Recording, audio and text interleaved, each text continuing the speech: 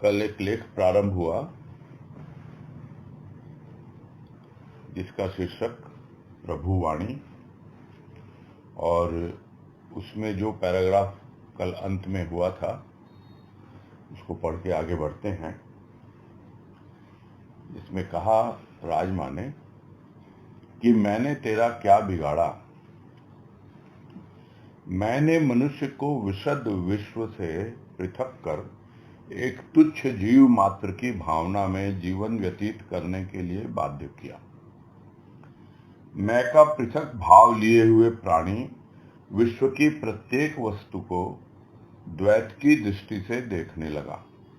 द्वैत की दृष्टि ही संपूर्ण विकारों की जड़ है। द्वैत की भावना के कारण ही मनुष्य में कामना जागृत होती है, क्रोध जागृत होता है। लोभ और मोह का कारण, चिंता का कारण यही द्वैत की भावना है। द्वैत की भावना के कारण ही एक मनुष्य दूसरे मनुष्य के साथ ईर्ष्या एवं द्वेष में रत हुआ। और यही भाव लिया गया था कि इस मैं ने ही तो बिगाड़ा है। किसका बिगाड़ा है? तेरा क्या बिगाड़ा है? तो दूसरे का क्या बिगाड़ा है या नहीं बिगाड़ा है, वो तो सामने वाला जब बतलाता है तब मालूम पड़ता है। इस प्रश्न का उत्तर देता है कि मैंने तेरा क्या बिगाड़ा, तब मालूम पड़ता है। और नहीं तो यही समझ में आता है कि इस मैंने ही किसी और का कुछ बिगाड़ा या नहीं बिगाड़ा, हमारा ही बिगाड़ा है। यानी जो कुछ भी हमारे जीवन में बिगाड़ है या विकार है या खराबी है, वो इस मैं के कारण है।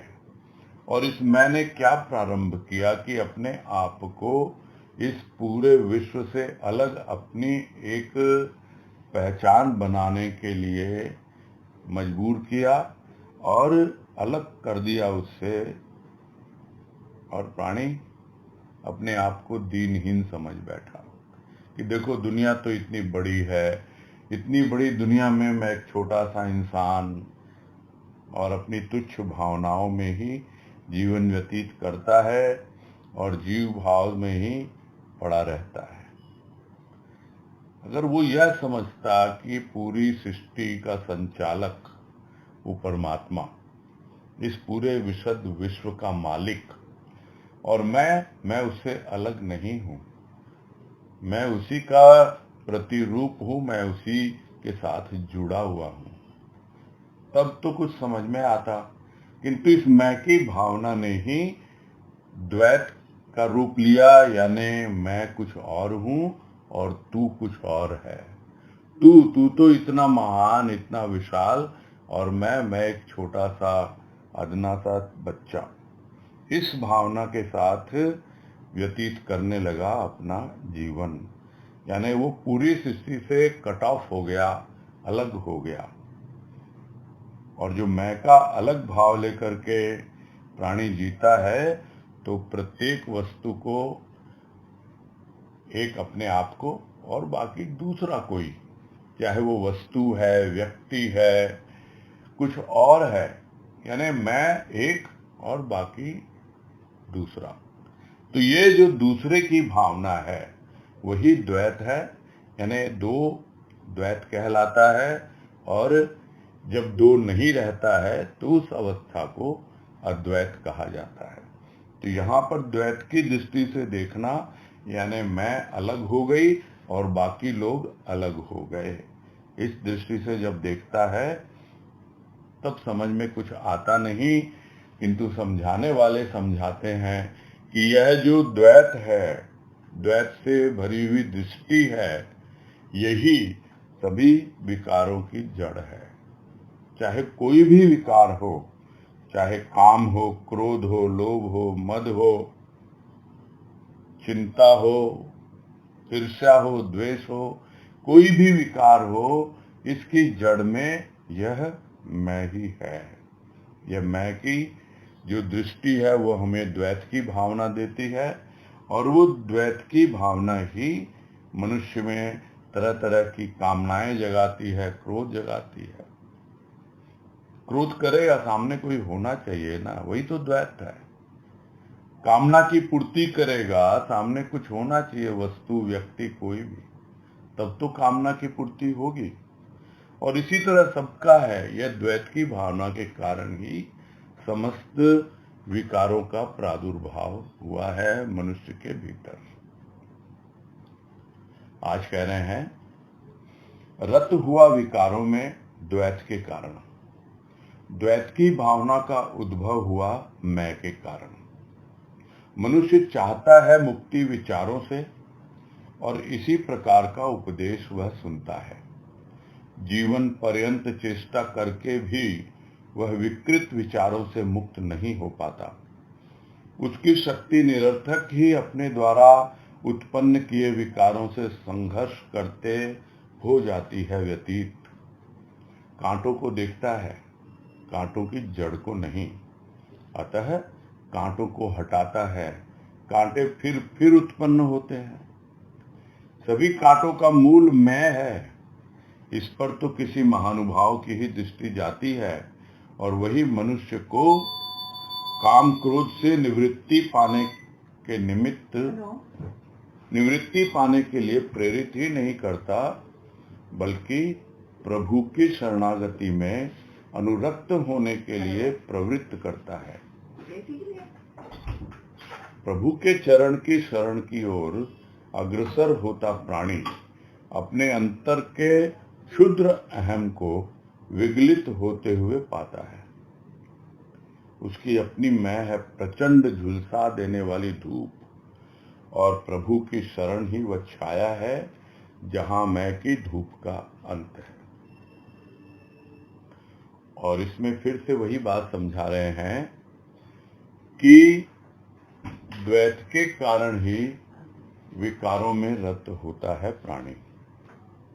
जो पहले भी कहा कि ये द्वैत की भावना जो है वही विकारों में उलझाती है, और विकारों का उद्दीपन करती है, जगाती है विकारों को, और जगा करके उसका अभ्यास हो जाता है और प्राणी उसी में जीने लगता है। तो ये द्वैत की भावना का उद्गम हुआ, उद्भव हुआ, यानी प्रकट हुआ इस मैं के कारण ही। और जब उसको थोड़ा बहुत समझ में आने लगता है कि भाई अपनी मैं को दूर करो, अपनी मैं के संबंधित जो भी विचार हैं उनसे बाहर निकलो, तुमको तो मुक्त होना है अपनी इस मैं से। तो मुक्त तो होना चाहता है विचारों से, क्योंकि इसी प्रकार के वो उपदेश सुनता रहता है और खूब चेष्टा भी करता है। वो पूरा जीवन उसका उसमें लग जाता है। तो जीवन पर्यंत चेष्टा करके भी वो विकृत विचारों से मुक्त नहीं हो पाता। यानी ये जो विचार उसके थे जो विकृत हो गए इस मैं के कारण। और इतना ही नहीं, उसने पोषण किया इन विचारों का, समझा ही नहीं कि यह विकृत विचार है। जब चारों ओर देखता है तो सब लोग तो इस मैं के पोषण में ही लगे हुए हैं। सब लोग तो इसी विकृत विचारों की दुनिया में जी रहे हैं। मुझे भी तो इसी समाज में रहना है, मुझे भी तो इसी परिवार में रहना है, मुझे भी तो इसी देश में रहना है। तो यह सब चीजें कहकर वो अपने आप को बचाता है। कुछ होते हैं जो उपदेश सुनते हैं यहाँ वहाँ, कुछ तो प्रयास भी करते हैं, किंतु फिर भी उससे मुक्त नहीं हो पाते हैं, क्योंकि इतनी क्षमता है नहीं इंसान में। वो अपनी शक्ति को निरर्थक ही अपने ही द्वारा उत्पन्न किए विकारों से संघर्ष करते हुए, लड़ते झगड़ते, अपने ही द्वंद्व में, अपने ही विचारों में फंस के पूरा का पूरा जीवन व्यतीत हो जाता है। और उसकी जितनी भी जीवनी शक्ति है जो उसको सही दिशा में ले जा सकती थी, जो शक्ति वो प्राणों में लेके आया था, जो शक्ति प्राणदाता ने उसे दी थी, जिसके कारण उसका जीवन है, उस जीवनी शक्ति को निरर्थक ही अपने विकारों से संघर्ष करते हुए व्यतीत कर देता है, उसी में खर्च कर देता है सारी शक्ति। उसे दिखते हैं विकार, कांटों के रूप में दिखलाई देते हैं। यह भी एक अच्छी शुरुआत है कि कम से कम वो समझ पाता है कि यह जो विकार हैं ये कांटों के समान है। नहीं तो लोग क्या समझते हैं, कांटों के समान है, कोई बात नहीं है, वे क्या हो गया, हम इनके पौधे लगाएंगे। पौधों में भी, बहुत से पौधों में कांटे भी होते हैं, फूल भी होते हैं, लेकिन कुछ पौधे ऐसे होते हैं जिनमें कांटे ही ज्यादा होते हैं, फूल होते भी हैं कि नहीं या नहीं के बराबर होते हैं, जिसे हम कहते हैं कैक्टस के पौधे होते हैं, और वो भी एक फैशन बन गया है। और वो कांटों को सेते हैं, उनको सींचते हैं, यानी उन विकारों को ही सींचते रहते हैं। और जब ऐसा दिखता है तो वो भी अपने आप को सभ्य दिखलाने के लिए, सिविलाइज या मॉडर्न दिखाने के लिए, वो भी उन्हीं कांटों से भरा जीवन व्यतीत करने लगता है। किंतु जो थोड़ा बहुत समझता है विकार कांटे हैं, तो कांटों को तो देखता है वो, लेकिन उसके पास वो दृष्टि है नहीं जो उसे मूल को देखे, मूल को देखने में समर्थ हो, उस जड़ तक पहुंचे वो कि आखिर इन कांटों की जड़ क्या है। कांटों को तो हटाता है, किंतु कांटे फिर उत्पन्न होने लगते हैं, क्योंकि उसी पौधे में फूल भी निकल रहे हैं, भले ही वो कोई सुगंध देने वाले नहीं है, किंतु उन फूलों से भी उसे प्यार हो गया है, और इसलिए वो कांटों को तो हटाता है और समझता है कि बस मेरा काम हो गया। और जिन लोगों की संगत करता है और उनसे समझता है कि फूलों के जैसे हैं, क्या उन फूलों में कोई सुगंध है, क्या उन फूलों में कुछ भी कोमलता है, दिखावे की है, जैसे कि कागज के फूल हों। तो इस तरह समझने की कोशिश करता ही नहीं, मूल में जाकर के अपनी भूल को सुधारने का प्रयास करता भी नहीं, समझ नहीं पाता इन कांटों के मूल में क्या है। इन कांटों के मूल में मैं है, ये मैं के कारण ही ये कांटे उसे चुभते हैं। तो इस पर किसी महानुभाव की दृष्टि जाती है। कोई आता है संत महानुभाव, यानी महान है वो, जिसे ऐसे अनुभव मिले हुए हैं, जो बतला पाए कि देख भाई, ये ऊपर ऊपर से कांटे जो हटाने से नहीं होगा, इसकी जड़ पे तुझे काम करना होगा। और ये पढ़ते पढ़ते ही याद आता है चाणक्य और चंद्रगुप्त, जो हम सबको पता है कि वो चंद्रगुप्त बार बार कांटे हटाता है, फिर वो देखता है ब्राह्मण चाणक्य, उसे कहता है कुछ नहीं करना, तू इसके मूल को देख, बस इसको तू सिंचन कर छाछ से, खट्टे दही से, अपने आप ही मर जाएगा। तो कोई महानुभाव देखता है और तरीका बतलाता है कि किस प्रकार से इन कांटों से मुक्ति पाई जा सकती है। तो किसी महानुभाव की दृष्टि जाती है उस पर, और वही मनुष्य को ये जितने भी विकार हैं, काम क्रोध इत्यादि, उनसे छुटकारा पाने के लिए प्रेरित ही नहीं करता है, बल्कि उसका मार्ग भी बतलाता है कि किस तरह तुम उससे निवृत्त हो सकते हो। निवृत्ति क्या होती है? निवृत्ति यानी हमेशा के लिए छुटकारा।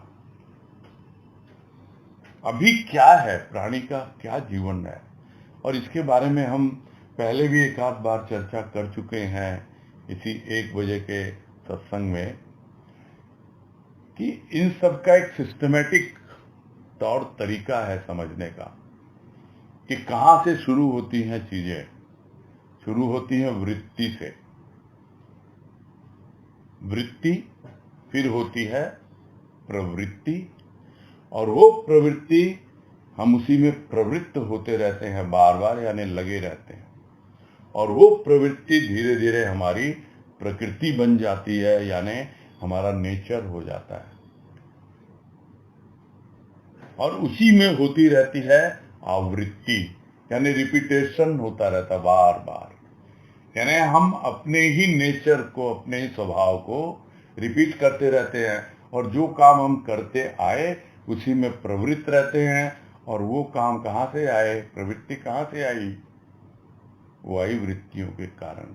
और यह एक ऐसा विशियस सर्किल है, दुष्चक्र है, जिससे बाहर निकल नहीं पाता प्राणी। अगर बाहर निकल जाए, वो जो अवस्था होती है वो है निवृत्ति की अवस्था। तो इन सब से निवृत्ति पाने के लिए प्रेरित करता है वो महानुभाव, संत, महापुरुष जो भी आता है हमारे जीवन में, प्रेरणा देता है, उत्साहित करता है, आगे बढ़ने के लिए तौर तरीके बताता है, और यह भी कहता है कि इसका एकमात्र तरीका क्या है कि प्रभु की शरणागति लो और उसमें अनुरक्त हो जाओ, यानी अनुराग के साथ जुड़ जाओ, और उसके लिए प्रवृत्त करता है। अभी तुम्हारी प्रवृत्ति कुछ और है, कुछ और कामों में प्रवृत्त हो रहे हो, अब तुम प्रभु की शरणागति लो, उसमें प्रवृत्त हो, तो यह तो हो गया भक्ति का रूप। और फिर निवृत्ति पाने के लिए वो प्रेरित करता है, यानी वो मार्ग बतलाता है, यह हो गया ज्ञान का रूप। हम समझ नहीं पाते हैं कि किस प्रकार निवृत्ति बिना ज्ञान के नहीं होती है। हम अगर समझ नहीं पाए, खाली कांटों को ही वो करते रहें और हम मान बैठें कि हम तो विकारों से मुक्त हो गए, कि हमारे भीतर तो अभी बहुत सुंदर सुंदर विचार आते हैं, विकार है कहाँ पता ही नहीं है, किंतु उससे निवृत्त होने का रास्ता बिना ज्ञान के नहीं पता लगता है। तो यहाँ तो यही कह रहे हैं कि सिर्फ वही नहीं करता, वो निवृत्ति के लिए प्रेरित ही नहीं करता, बल्कि प्रभु की शरणागति में तुम्हारा जीवन बीते और तुम्हारे भीतर उसके प्रति अनुराग हो, उसके लिए बार बार वही उसी तरह के कामों में तुम्हें प्रवृत्त करता है। अभी तुम्हारी प्रवृत्ति दूसरे ढंग की है, फिर तुम्हारी प्रवृत्ति को भी मोड़ देता है वो। और प्रभु की चरण की शरण लेता हुआ प्राणी जब बढ़ता है आगे, तब क्या पाता है कि जो मेरा क्षुद्र अहंकार है, जो मैं अपने आप को दीनहीन छोटा मान बैठा था, और वो झूठी मैं जो मेरी थी, वो अनुभव करता है कि धीरे धीरे विगलित हो रही है, पिघल रही है। एक समय था जब यह जो उसकी झूठी मैं थी, वो एक ऐसी धूप के समान थी, प्रचंड धूप। गर्मी का मौसम अभी चल रहा, हम सब अनुभव कर पाएंगे, विशेषकर जो नॉर्थ इंडिया में रह रहे हैं, उत्तर भारत में, कि गर्मी कितनी पड़ती है। झुलसा देने वाली धूप होती है, वो एकदम रोस्ट कर देती है पूरा। वही है मैं की अवस्था। किंतु जैसे ही कोई एक छाया मिले पेड़ की, तो प्रभु की शरण ही वो छाया है, और वो एक ऐसा पेड़ है जो पूरी तरह छाया हुआ है। यह एक बरगद का पेड़ है, और इसी को भगवान कृष्ण ने गीता में कहा है कि वृक्षों में मैं बरगद हूं, यानी इतनी छत्र छाया होती है कि पूरी तरह से जितना भी उसका श्रम है, जितनी भी उसकी क्लांति है, जितनी भी थकावट है, वो सबकी सब उस चरण की शरण में आकर, उसकी छत्र छाया में आकर, जो मैं की जो झुलसा देने वाली जो धूप है, उससे बचा देती है उसको, और वहां पर ही जाकर इस मैं की धूप का अंत होता है। आगे है, बर्फ की शिला मात्र उपदेश से विगलित नहीं हो जाती। सूर्य की रश्मियों की ऊष्मा उसे अनायास ही विगलित कर उसके स्वाभाविक तरल रूप को प्रदान करती है। जब तक हृदय की भावनाएं समर्पित नहीं होती प्रभु के प्रति, तब तक भावना में मैं का भाव अधिक से अधिक दृढ़ होकर जीवन में अशांति व क्लेश को जन्म देता ही रहेगा। खाली उपदेश सुनने से नहीं होता है। उदाहरण लिया यहाँ पर बर्फ की शिला का, यानी बर्फ की सिल्ली है।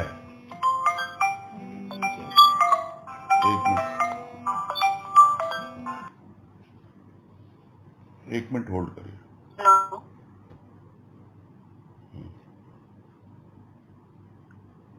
हाँ, नहीं वो कुछ, हाँ कुछ डिस्टरबेंस आ गया था। ठीक है अभी ठीक है ना आवाज? है हाँ है अजय, अभी ठीक आ रही है। ठीक।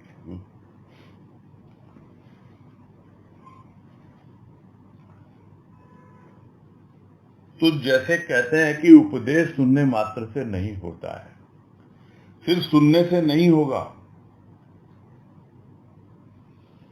तो बर्फ की शिला है, उसको बोलते रहो पिघल जा पिघल जा, तो पिघलेगी थोड़े ही।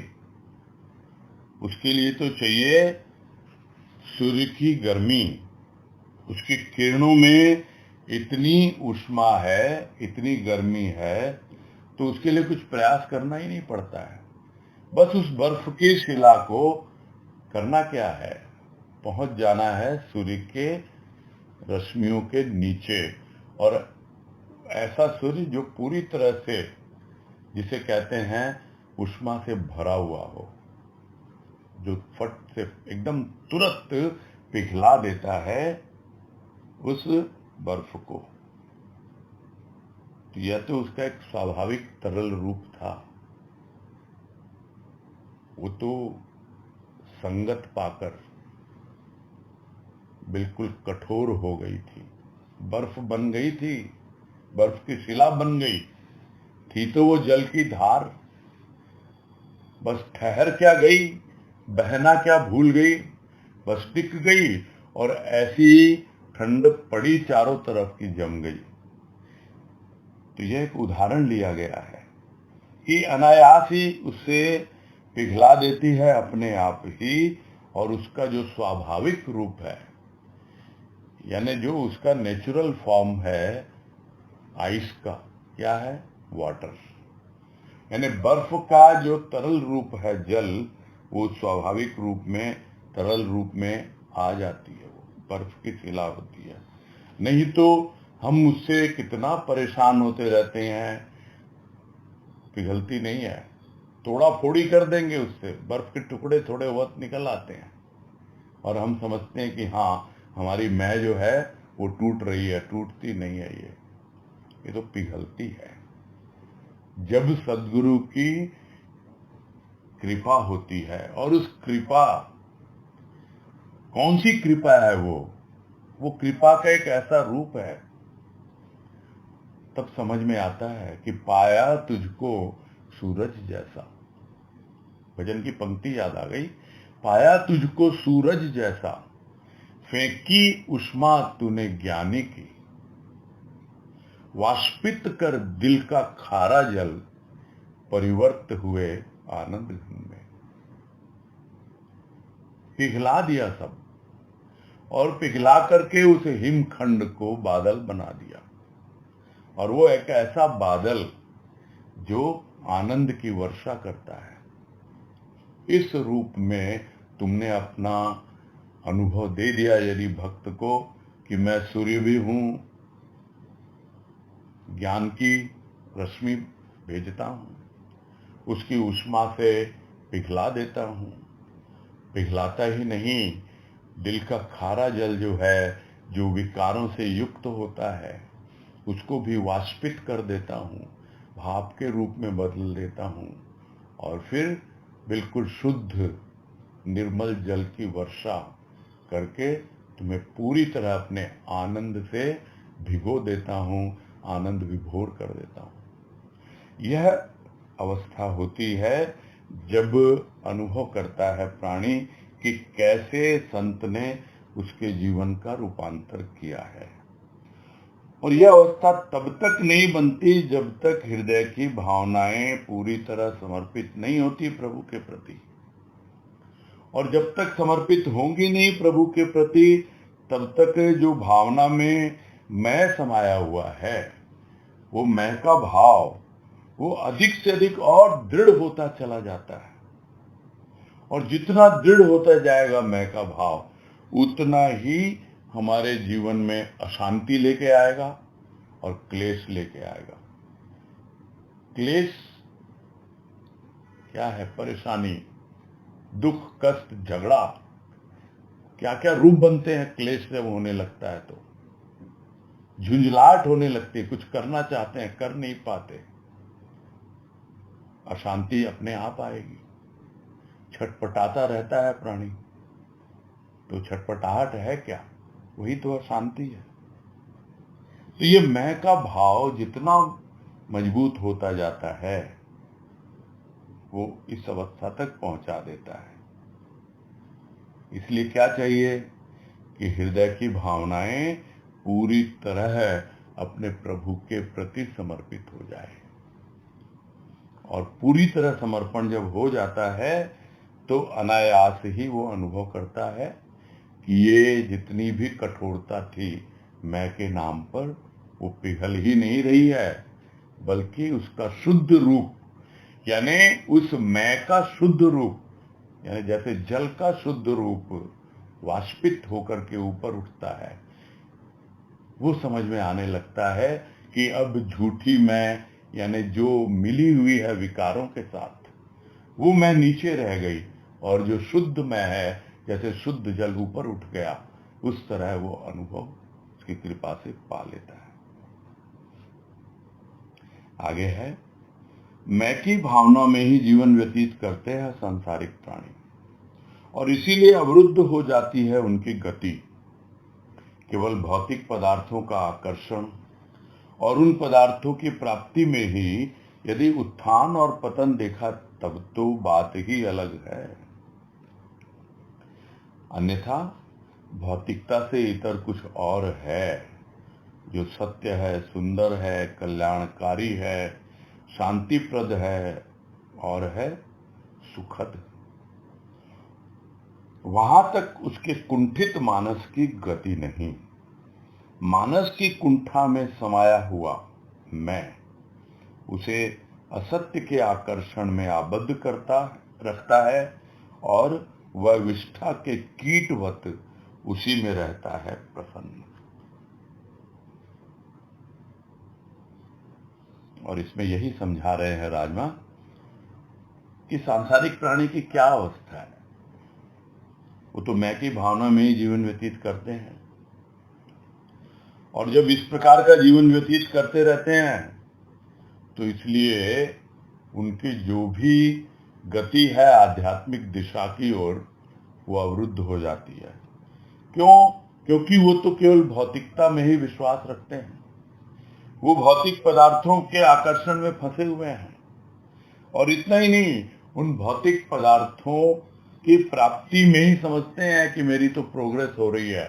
कल तक तो भाई इतना था, है, एक छोटी सी गाड़ी थी या स्कूटर था, आज देखो कितनी अच्छी वाली गाड़ी है। कल तक तो क्या था, किराए के मकान में रहता था, आज अपना घर है। बस इन्हीं सब चीजों में वो अपना उत्थान देखता है।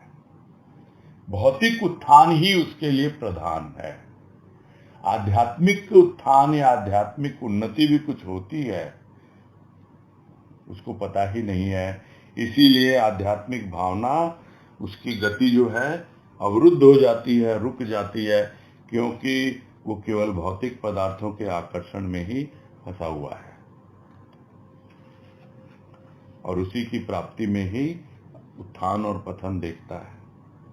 और इतना ही नहीं, वो क्या कभी सोचता भी है कि भौतिकता से अलग भी कुछ और है? तो अगर उसी में लगा रहेगा तो उसकी बात तो अलग है। उन लोगों के सामने तो ऐसा ही है। क्या कहते हैं उसको, एक मुहावरा, अंधे के आगे रोए, अपने दीदे खोए। जिसको दिखता ही नहीं, जो देखना चाहता ही नहीं, वो रो रो के किसको क्या बतलाएगा? कौन उसकी सहायता करेगा? दुनिया वालों से सहायता मांग रहे हो, कौन तुम्हारी सहायता करेगा? वो तो खुद अंधे हैं, वो तो इतना भौतिकता में आकंठ डूबे हुए हैं, वो क्या तुम्हारी सहायता करेंगे? सहायता तो कोई वही करेगा ना जो आंख वाला है, जो तुम्हारे मार्ग में जो बाधाएं हैं, जो तुम्हारा मार्ग अवरुद्ध हो गया है, रुक गया है, या जिसके अंदर में पूरी तरह से क्या कहा जाए, स्पीड ब्रेकर की बात ही नहीं है। यहाँ तो डायवर्सन हो गया है, और डायवर्सन भी ऐसा कि इधर उधर भटक रहा है प्राणी। कैसे वापस आए इस संसार से निकल करके, यही उसके लिए सोचनीय विषय रहता है। तो जिसके जीवन में केवल भौतिक पदार्थों का आकर्षण है, और पदार्थों की प्राप्ति में ही यदि वो उत्थान पतन देख रहा है, तो उनकी बात तो अलग है। क्या वो सोचते हैं कि इस भौतिकता से अलग भी कुछ और है? उनको आता ही नहीं माइंड में। सोच ही नहीं सकते कि ऐसा भी कुछ है जो सत्य है, सुंदर है, कल्याणकारी है, शांतिप्रद है। सत्य है यानी सत्य का ही रूप है। कुछ कुछ अनुभव में आएगा, जो पिछले लेख में बताया कि संत क्या करते हैं, सूक्ष्म सत्य की ओर हमें इशारा करते हैं, प्रेरणा देते हैं। अभी सत्य को कुछ और मान बैठा है, सुंदर है। अभी हमने सुंदरता का क्या मापदंड रखा है कि जैसे बाहर से रूप बहुत सुंदर है, वही सुंदर, किंतु सुंदरता कुछ और होती है जो भीतर की है, उसको भी तो संत ही बतलाता है। तो ऐसा भी कोई जीवन है जो सत्य है, सुंदर है, जो भौतिकता से कुछ अलग है और खुद के लिए कल्याणकारी है, और उसके द्वारा लोगों के भी कल्याण की भावना आती है। इतना ही नहीं, जो अशांति और क्लेश छाया हुआ है जीवन में, उसको दूर करता है, शांति प्रदान करता है। और सबसे बड़ी बात, एक ऐसे सुख की अनुभूति होती है जो उससे पहले कभी हुई ही नहीं। ये सोच कैसे पाएगा? वहां तक तो उसके कुंठित मानस की गति है ही नहीं, उस दिशा में है ही नहीं उसकी गति। क्यों? क्योंकि उसका मानस यानी अंतःकरण जो है पूरी तरह कुंठा से भरा हुआ है। एक कुंठा होती है जो हम थोड़ा बहुत प्रयास करते हैं और उसमें सफल नहीं होते तो फ्रस्ट्रेशन आ जाता है, कुंठित हो जाते हैं। एक कुंठा होती है जो ईर्ष्या के कारण होती है, दूसरे को आगे बढ़ता हुआ देखता है, खुद बढ़ नहीं पाता है तो फ्रस्ट्रेशन होता है, कुंठा जागृत होती है। तो यहां पर सब तरह की बातें आ जाती हैं कि वो सोच ही नहीं पाता कि यह जो इतना सुखी दिखलाई दे रहा है, इतना प्रसन्न चित्त दिखलाई दे रहा है, क्या वो सोच भी पाएगा कि उसके भीतर की क्या अवस्था है? सोच नहीं पाएगा, गति है नहीं उस दिशा में उसकी मानस में तो कुंठा ही समाया हुआ है। और वो क्या है? वो मैं के कारण है, और वो मैं उसे सत्य का परिचय लेने ही नहीं देती। वो हमेशा उसे असत्य के आकर्षण में ही बांध के रखती है।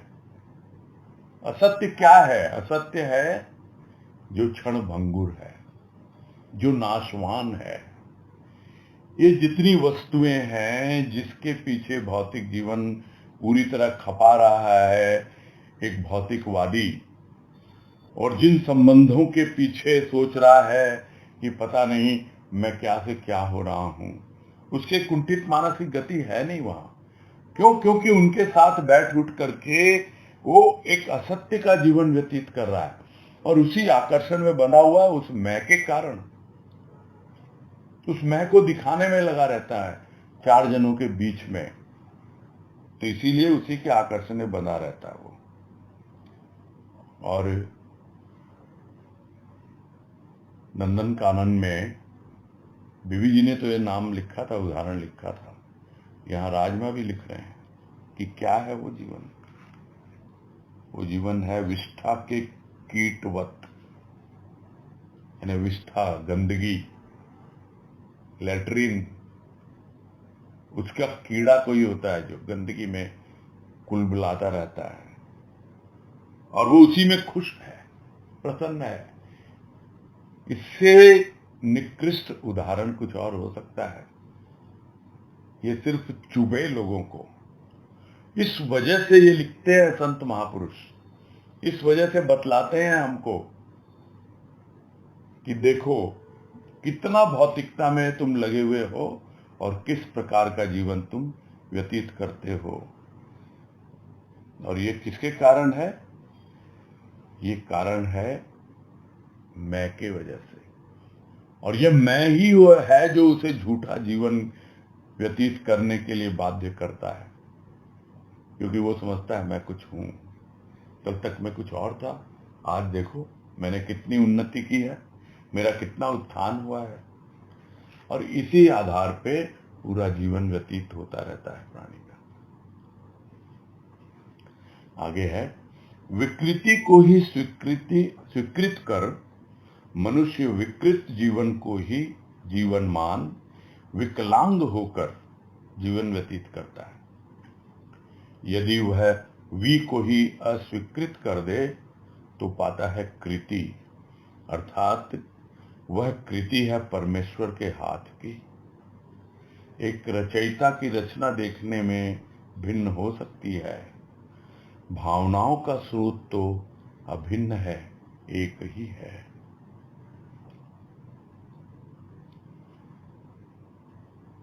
और इसमें एक बेसिक कॉन्सेप्ट छुपा हुआ है, और यह बेसिक कॉन्सेप्ट यदि समझ में आ जाए और हम उसे अपना लें तो बहुत ही जल्दी, शीघ्रातिशीघ्र हम अपनी झूठी मैं से छुटकारा पा सकते हैं। तो क्या कह रहे हैं कि सबसे पहली बात तो विकृति को ही हमने स्वीकृत कर लिया मनुष्य ने, कि भाई है ऐसा, हमको तो जीवन जीना है भाई, हमको तो परिवार में रहना है भाई, हमको तो समाज में रहना है, हमको तो इन सब उल्टी पुल्टी मान्यताओं में अपना जीवन व्यतीत करना ही होगा। और यह विकृति इतनी आसानी से उसके सिस्टम में पूरी तरह रच पच गई है कि बस वो उसे बाहर निकलने की न तो कोशिश करता है और न सोचता है। स्वीकार कर लिया, और जब स्वीकार कर लिया तो उसका जीवन क्या है फिर? वो कोई जीवन है, वो तो विकृत जीवन है। और उस विकृत जीवन को ही वो जीवन मान लेता है। तो क्या जीवन है वो एक विकलांग का जीवन है। विकलांग यानी जिसका कोई न कोई अंग भंग हो चुका हो सकता है जन्मजात न हो, अपने ही कारणों से हुआ हो, वजह कुछ भी हो सकती है। यानी दो पैर तो दिए हैं भगवान ने चलने के लिए, अब एक पैर में कुछ प्रॉब्लम है, चल नहीं पा रहा है, वो विकलांग है पैरों से। उसी प्रकार हाथों से। तो यह तो ऊपरी रूप है एक विकलांग का। और यहां तो भगवान ने तुमको दिया है सब कुछ, मन बुद्धि चित्त अहंकार, सब में इतनी सुंदर सुंदर भावनाएं दी हैं, और तुम तो एक लंगड़े, लूले और अंधे की तरह विकलांग का जीवन व्यतीत कर रहे हो। यह अवस्था है मनुष्य की। तो क्या उपाय है इसका? इसका उपाय भी बतला रहे हैं कि यदि वह वी को ही अस्वीकृत कर दे करते था तो क्या होता? पाता कृति, यानी विकृति में से वो वी को हटा देता तो कृति को पाता। कृति क्या है? क्रिएशन। पूरी सृष्टि यह उस परमेश्वर की कृति है, यानी वो स्वयं भी कृति है परमेश्वर के हाथ की। परमेश्वर ने अपने हाथों से मुझे गढ़ा है। यह एक भावना जिस दिन आ जाए कि मेरा सीधा सीधा संबंध है परमेश्वर से, यहां कोई बिचौलिया नहीं है, मैं परमेश्वर के हाथ की कृति हूं, मैं सृष्टिकर्ता के द्वारा उसके हाथों गढ़ा गया हूं। हाँ, यह हो सकता है कि उसने किसी और को भी गढ़ा हो, किसी और को भी बनाया हो।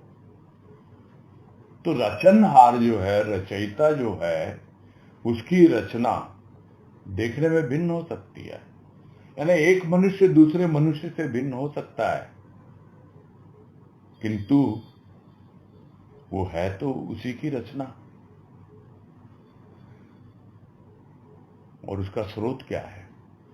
उस सृष्टिकर्ता के भीतर एक भावना है, जिस भावना से प्रेरित होकर उसने रचना की है इस सृष्टि की। और वो जो भावनाओं का स्रोत है वो अभिन्न है, वो कोई अलग नहीं है। उस एक भावना से ही पूरी सृष्टि की रचना की है सृष्टिकर्ता ने। और वो क्या है? वो यही कि मैं एक हूं, अनेक हो जाऊं। इस भाव के साथ एक हूं, अनेक हो जाऊं, और मैं अपने हाथों से तुम्हें बना रहा हूं। एक एक कृति को मैंने अपने हाथों से गढ़ा है। और मेरे हाथ क्या हैं? मेरे हाथ एक दो नहीं, हजार लाख नहीं, असंख्य हाथ हैं जो प्रकृति के रूप में प्रत्येक जीव को गढ़ रहे हैं। और यह भाव जब आ जाए तो पूरी समष्टि के साथ एकीकृत का भाव आ जाता है। प्राणी एकदम अपनी झूठी मैं उस तरह उतार फेंकता है जैसे सांप अपने केचुल को उतार देता है। इतना आसान हो जाता है।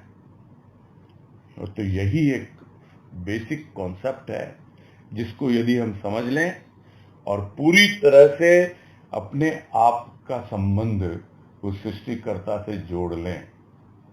और इतना ही नहीं,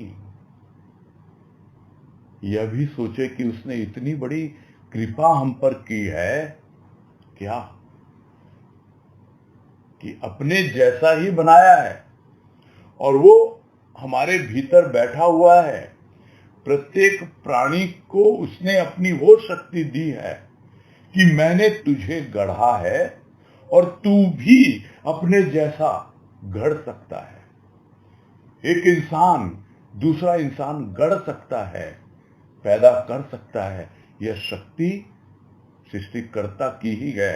वो सृष्टिकर्ता इस रूप में हमारे भीतर विराजमान है।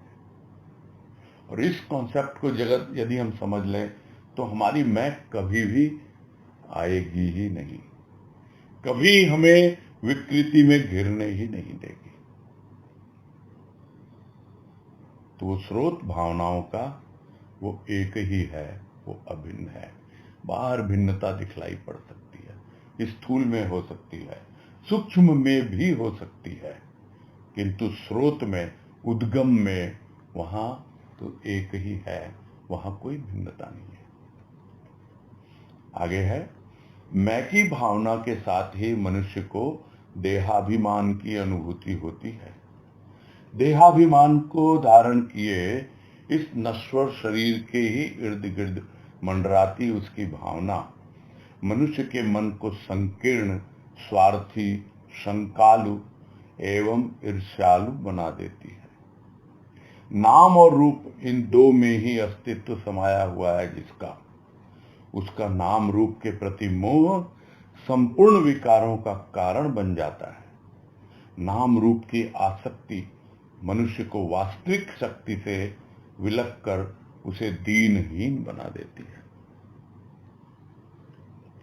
तो ये मैं की भावना क्या है? वही हमें देहाभिमान यानी देह का अभिमान होता है, और वो देह को जब इंगित करते हैं तो हम क्या दिखलाते हैं अपने आप को, क्या बतलाते हैं? मेरा यह नाम है, मेरा यह रूप है, और उसी का हम अभिमान करते हैं। वो जो मैं की भावना है वो देह से आती है और हम देह का अभिमान करते हैं इस मैं की भावना के कारण। और ये जो नश्वर शरीर है उसके इर्द गिर्द ही यह जो देहाभिमान यानी देह के अभिमान की भावना, यह जो झूठी मैं है वो मंडराती रहती है। और मंडराती रहती है तो मनुष्य का मन क्या है? पूरी तरह से संकीर्ण हो जाता है, नैरो माइंडेड, बस अपने आप के बारे में सोचेगा, स्वार्थी हो जाता है, इसके अलावा कुछ नहीं। अपना ही पॉकेट भर लो, अपनी तिजोरी भर लो, अपना बैंक बैलेंस बढ़ा लो, इससे ज्यादा कुछ सोचता ही नहीं है। इतना स्वार्थी, इतना संकीर्ण और शंकालु, खूब शंका करता है, सब पे संदेह करता है, संदेह की दृष्टि से देखता है, और इतना ही नहीं, ईर्ष्यालु भी बनाती है। दूसरे को आगे बढ़ते हुए देखता है, उसे ईर्ष्या भी होती है। कौन है ये मेरी मैं है, ये मेरा देह बोध है, और वो बोध मुझे अभिमान प्रदान कर रहा है। बस मैं इसी को सब कुछ कर रहा हूं, अपनी देह का ही पोषण कर रहा हूं, उसी को खिला पिला रहा हूं, उसी को सजा रहा हूं, सब कुछ यही है, और यही मेरा नाम, यही मेरा रूप, यही मैं हूं। यानी मैं की पहचान क्या बन गई? यह नाम और रूप, इन दो में ही उसकी मैं समाई हुई है। जबकि उसकी मैं क्या है? उसकी मैं तो उसका अस्तित्व है, उसका अस्तित्व, उसका वजूद, उसकी सच्ची पहचान जो है, उसकी आइडेंटिटी, वो क्या है? वो उसकी मैं वो होनी चाहिए। किंतु वो नाम और रूप को ही अपना अस्तित्व मान बैठा है, उसी में समाया हुआ है। इन दो में ही पूरा का पूरा अस्तित्व, पूरा जीवन ही नहीं, अस्तित्व तो एक कंटिन्यूअस प्रोसेस है। जीवन बदलते रहेंगे, रूप, अस्तित्व तो वही रहता है, उसी में समाया हुआ है।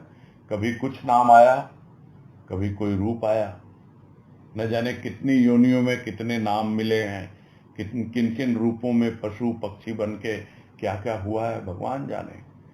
अस्तित्व उसी में समाया हुआ उसका। और अब यदि मनुष्य हुआ है तो भी कुछ नाम और रूप उसने धारण कर लिए हैं, और जिसका नाम रूप के प्रति ही इतना मोह है और उसी को पोसने में लगा हुआ है, उसी के ऊपर पूरा जीवन उसका आधारित है, और इतना मोह उसके प्रति है, अपने नाम और अपने रूप के प्रति, तो यही तो संपूर्ण विकारों का कारण बन जाता है। समझ नहीं पाता है वो। और यह जो नाम रूप की आसक्ति है, उसको वो इतना ज्यादा जीवन में व्यवहार करता है कि एक और जो उसके भीतर वास्तविक शक्ति जो छिपी हुई है उसको नहीं पहचान पाता, उससे अलग कर देती है यह नाम रूप के प्रति जो उसकी आसक्ति है। यानी पूरी तरह उसी में वो लिप्त रहता है, उस नाम और रूप पे, उस मैं पर। तो वास्तविक शक्ति कहाँ है? वास्तविक शक्ति तो उसकी सच्ची मैं में है। समझ नहीं पाता है, उससे अलग हो कर देती है, और फिर वो अपने आप को दीनहीन समझ बैठता है। फिर किसके पास जाता है? जिसको समझता है मुझसे ज्यादा शक्तिशाली है। कौन है वो? फिर कहता है वो तो भगवान है। कहाँ है वो मंदिरों में है, मस्जिदों में है, अपने अपने धर्म के अनुसार शक्ति मांगने जाता है उससे कि मुझे शक्ति दो, मैं तो बलहीन हूं, मैं तो दीनहीन हूं। और उसको भी क्या करता है, जिसके पास जाता है भगवान के पास, उसको भी तो नाम रूप में बांध देता है। और उसको जब नाम रूप में बांध देता है तो वो उसकी भी वास्तविक शक्ति से अवगत नहीं हो पाता और उससे अलग हो जाता है। गुरुदेव है, बाबा है, तो क्या हमें बस नाम रूप तक सीमित रहना है? हम अपनी शक्ति से तो अवगत हो ही नहीं पाएंगे, उसकी शक्ति से भी अवगत नहीं हो पाएंगे। छोटे छोटे कामों में ही सोच लेंगे बहुत शक्ति है, बलदेव है, वो तो खूब बल देता है। क्या बल देता है भाई? नहीं, मेरा एक काम कर दिया, मेरा ये अटका हुआ था, यहाँ पेमेंट आना था, वो निकल गया, देखो बच्चे का रिजल्ट इतना बढ़िया। ये है, ये जीवन है। और हम समझते हैं कि हम नाम रूप में बंधे हुए नहीं हैं, बंधे हुए हैं पूरी तरह से साकार में बंधे हुए हैं। ये नाम रूप है क्या? यही तो साकार है, यही तो आकार है। यानी हम उस सामने वाले के भीतर जो है वहां तक पहुंच ही नहीं पाते, अपने भीतर तो पहुंच ही नहीं पाते हैं। दोनों का आपस में इंटरेक्शन ही नहीं हो पाता है इस नाम रूप के कारण। हमने अपना नाम रूप धारण किया हुआ है, हम अपने आप को मैं बोलते हैं, हमने उसका नाम रूप दे दिया है, उसको हम तू बोलते हैं। फिर द्वैत आया कि नहीं आया? और ये द्वैत ही तो समस्त विकारों की जड़ है। आगे कह रहे हैं, मैं का बोझ महान भी है, हीन भी। मैं के महत बोझ का अनुभव करने के लिए ही अनेक साधन योग व क्रियाओं का अनुसंधान किया साधकों ने। सांसारिक प्राणी मैं की हीन अनुभूति में ही मस्त रहकर उससे ऊपर उठना भी नहीं चाहता। स्वयं उसकी मैंने उसके पंख काट कर उसे वंचित कर दिया मुक्त उड़ान से। तो मैं का तो बोझ है, हीन भी है, महान भी है। तो अभी तक जिस मैं की बात हो रही थी वो हीन यानी झूठी मैं, तुच्छ मैं है। वो एक मैं है जो महान है। तो है तो मैं का बोझ। यदि महान को भी पूरी तरह नहीं जाना और यदि हमारी मैं रह गई उसमें, वो बोझ भी बोझ हो जाएगा। किंतु फिर भी उस मैं के महत बोझ का अनुभव करना है कि देखें जरा क्या उसकी महानता है उस मैं की। तो बहुत से साधन बताए गए हैं, बहुत से योग बताए गए, बहुत सी क्रियाएं बताई गई। तो जिन्होंने जिस मार्ग का अनुसंधान किया, खोजा और उसके कुछ फल पाए और उसके आधार पर जो भी साधक रहे वो आगे प्रस्तुत करते रहे कि देखो हमने इस तरह अपनी झूठी मैं से सच्ची मैं को समझा है, हमने इस हीन मैं से इस महान मैं तक यात्रा की है। बोझ तो है, साधना कोई हल्की फुल्की नहीं होती है, साधना का भी एक बोझ होता है। तो साधकों ने जो साधना की है उसके आधार पर उन्होंने साधन योग क्रिया उस महान मैं के बोझ का अनुभव करने के लिए बताया है। तो कितना बोझ है कि नहीं है वो कौन करेगा? क्या सांसारिक प्राणी करेगा उस बोझ का अनुभव? वो तो हीन अनुभूति में ही मस्त है। वो तो ये जो हीन मैं है उसी की अनुभूति में ही मस्त है, वो तो उसी में लगा हुआ है। उसको कोई बोले कोई एक ऐसी मैं भी है जो हीन नहीं है, महान है, तो क्या उसके बारे में सोचेगा? वो तो उसी में मस्त है, उससे ऊपर उठना ही नहीं चाहता है, उससे बाहर निकलना ही नहीं चाहता। अपनी एक छोटी सी जिंदगी है छोटा सा परिवार है, छोटी सी मैं है, बस उसी में बंधा रहना चाहता है। ये किसके कारण है? उस हीन भावना के कारण, उस हीन मैं के कारण। वो चाहता तो उन्मुक्त आकाश में उस सच्ची मैं का, उस महान मैं का अनुभव करके उड़ान भर सकता था, किंतु उसकी इस मैं ने पंख काट दिए उसके और वंचित कर दिया उसे मुक्त उड़ान से, कि वो किस तरह उन्मुक्त होकर उड़ पाए। वो महत बोझ कोई बोझ नहीं होता है, वो एक ऐसी शक्ति हमें देता है। साधना हमें क्या देती है? एक ऐसी शक्ति प्रदान करती है कि जो हम बिल्कुल कमजोर निर्बल बने हुए थे, तो जिस तरह फिजिकल वर्कआउट करते हैं लोग, क्या है वो भी तो साधना है, शरीर की साधना है वो। उसी तरह ये जितने भी योग हैं, क्रियाएं हैं, साधन है, ये सब मानसिक साधना है, और उससे करके हम अपने अंतःकरण को पुष्ट करते हैं, मजबूत करते हैं, ताकतवर बनाते हैं, बलशाली बनाते हैं, ताकि हमारे भीतर छिपी हुई जो वास्तविक शक्ति है हम उसके करीब पहुंच पाएं और उसका अनुभव कर पाएं। बस यही पूरा करते हैं।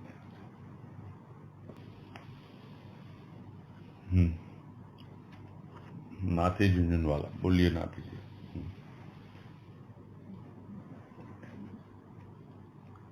प्रणाम भैया जी। हाँ नमस्कार, हरिओम, बोलिए। जैसे हम सत्संग सुन रहे हैं तो अब हमारे स्वभाव में परिवर्तन तो आया है काफी। तो आज के प्रवचन से ऐसे समझ में आया कि जैसा हम स्वयं के लिए चाहते हैं वैसा ही जीवन व्यवहार में पूरी समष्टि के साथ बरतना ही द्वैत को समझना है।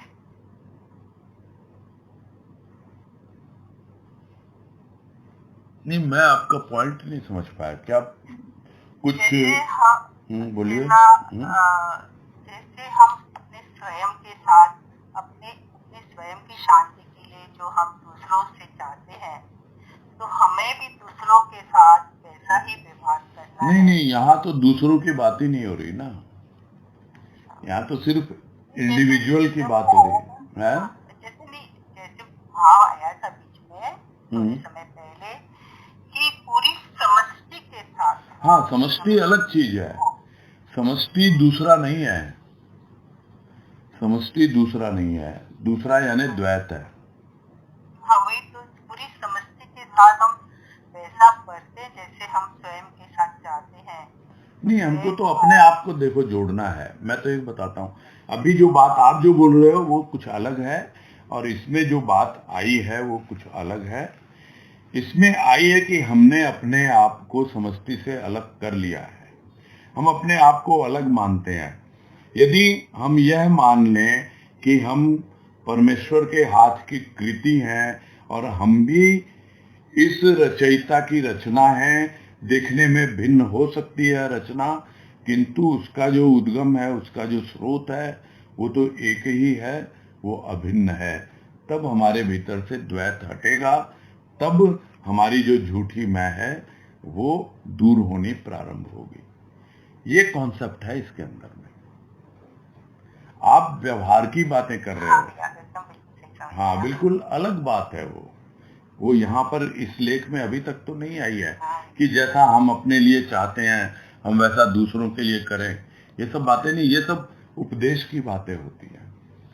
नहीं, हमको अपना जीवन इस तरह अनुभव करना है कि हम उसी का ही एक अंश है, उसी ने हमको बनाया है और वो हमारे भीतर विद्यमान है, और हमको ये शक्ति देकर वो उसने भेजा है कि हम भी अपने आप को वो अनुभव कर सके कि हाँ, मैं ही अपना सृष्टि करता हूँ।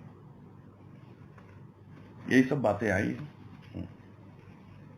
हाँ भैया जी, समझ में आया, बहुत सुंदर। ठीक है। हाँ जी। हाँ, पूनम अग्रवाल।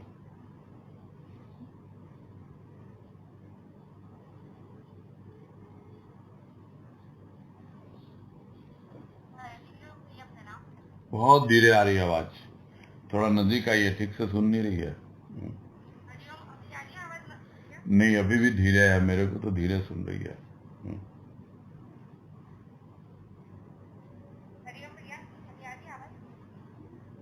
फिर भी कम है, चलो कोशिश करता हूँ। हाँ बोलिए बोलिए।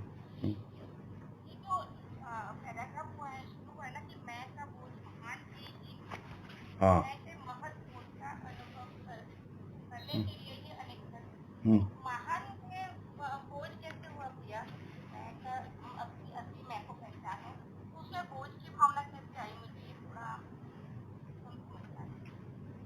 समझाने का प्रयास तो किया गया था, और ये अभी 10 मिनट पहले ही हुआ है, 10 भी नहीं, 5 मिनट हुए होंगे।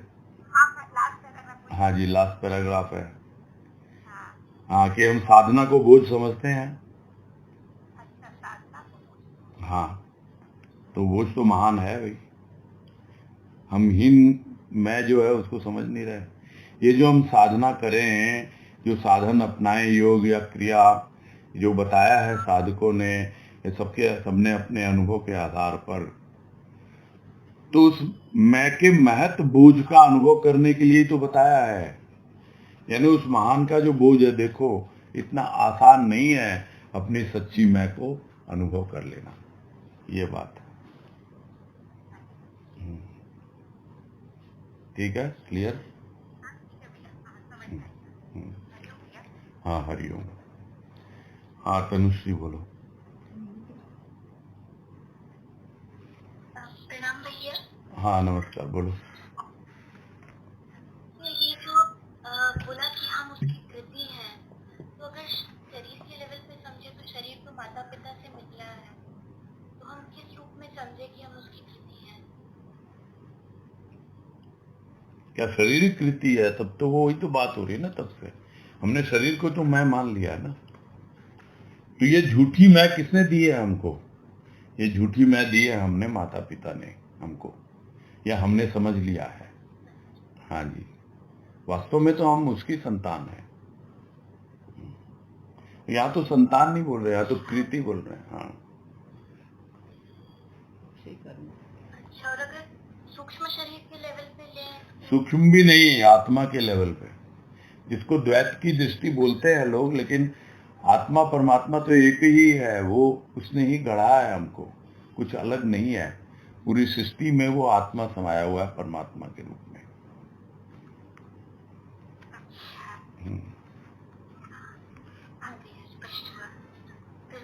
हाँ, हरिओम। ठीक है, पूरा करते हैं।